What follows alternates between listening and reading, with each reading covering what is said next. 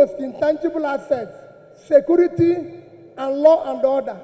Today, economies are driven by these intangible assets. If you tackle it aggressively, invest in your human capital, which is very low. 168 today, Nigerians are uneducated. You need to invest in it. The more money you put in education, the greater your economy. You open that up, and then you deal with the issue of your most critical infrastructure, power. Nigeria is a country of 200 million people generating only 4,000 megawatts of electricity, when South Africa is generating 50,000 and yet declaring this. So these are critical areas you must invest. Intangible assets, two of them, security. Number two, law, to have a regulatory environment to attract investors. Then education, and you put your money in power. You turn the country around. Nigeria as a country, please, Nigeria as a country, in 2021, our total export, a country of 200 million people with a land size of 923,000 square, our total export, using the rate of exchange today, is about $30 billion for 200 million people, including oil. Compare it with a country like Vietnam, 100 million people, half of our population, living in 331 square kilometers of land. A third of our land, their total export last year, without oil, 312 billion. So a country of 100 million people, we could do 10% of their export. You need to manufacture and export and earn dollars to stabilize Naira. You cannot build on a faulty foundation. Tell me why Nigeria cannot have state police. We have security problem. Masari in Katsina had just said a few days ago that the entire Katsina state have about 5,000 policemen, that in some stations you have 30 police with 10 guns. What a country. Why can't we have state police and let everybody police the state, give the governors power to police their state and hold them responsible? That's number one. What is federal government doing with education? Why are they controlling education? Every state should be able to deal with their education. If you want to educate your people, we will support you, and you do that. So we need to restructure this foundation and make it more productive, competitive for the entire country. For me, I remain eternally grateful to you for what you did for me to be here and everything. Our topic today is democratic transition in the 21st century Nigeria, 2023 and beyond. I think it's for great people like you or people like Chimamanda invited, but for me as a trader, I'll try to contribute in my own little way, the way I think we should go. For me, democracy have a simple description. Government of the people, by the people, for the people. That means everything about democracy is the people.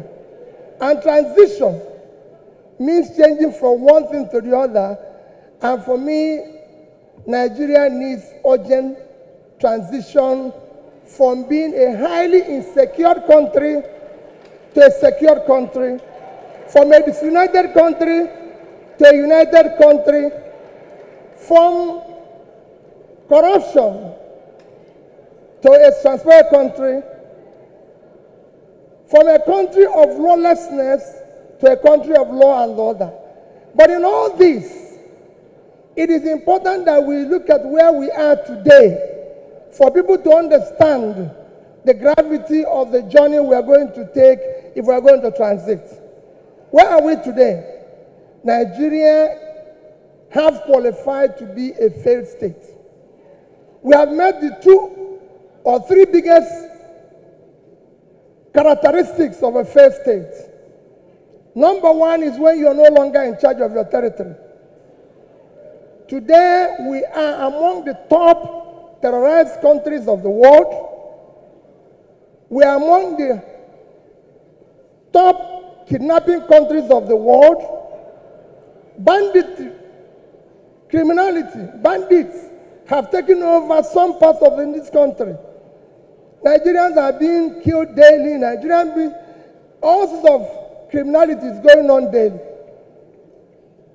Even our most important source of foreign exchange revenue, oil, is today 80% stolen. That shows how bad it is.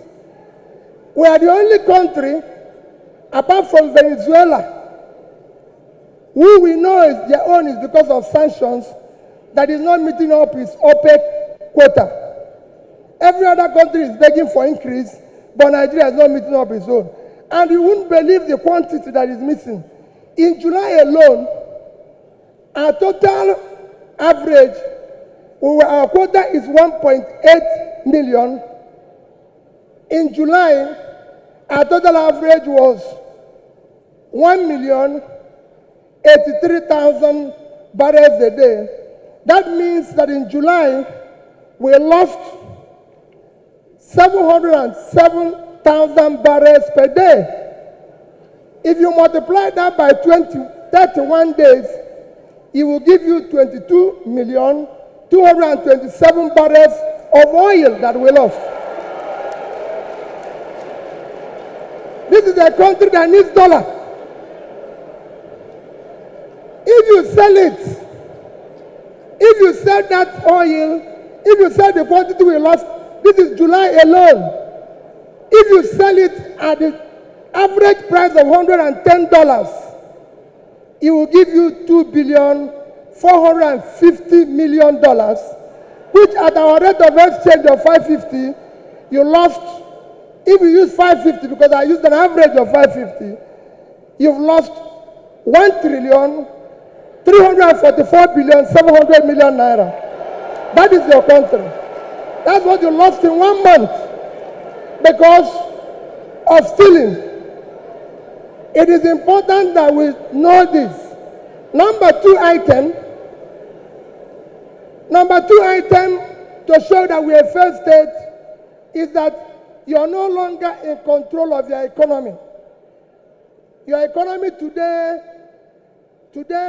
we have an economy where we have over 100 million people living in poverty. Your unemployment is one of the worst in the world because you have a combined unemployment of 50%, unemployment and unemployment. Out of 200 million Nigerians, 60% is supposed to be working. So you're supposed to have 120 million Nigerians working, but today Nigerians that are working are under 50 million. So 70-something million of Nigerians are not working, they are not productive. When you compare this to your productivity, you will see how low it is. But what is even worse, we're in a physical mess, total physical mess, because of all this. Between January this year and April, the total revenue of federal government of Nigeria is 1,630,000,000,000 naira. Their expenditure is 4,720,000,000,000. If you minus this, we have a deficit of 3.100,000,000,000. That shows almost 20% to almost 200% is the deficit. And this is the crisis you face. How did we come here? It's a cumulative effect of leadership failure over the years. Because it's 10%, I'll stop here. I would have talked about power. How did we come here? What are we going to do very quickly to come out of this?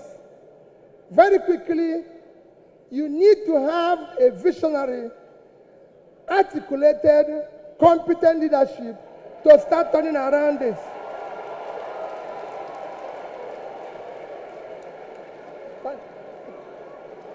So next year, the time is up. I'll take it there. But next year, the election you're going to have next year will not be about, remember, it is not about tribe, no religion, not connection, not entitlement. It must be election about character, competence, capacity, and commitment to deliver.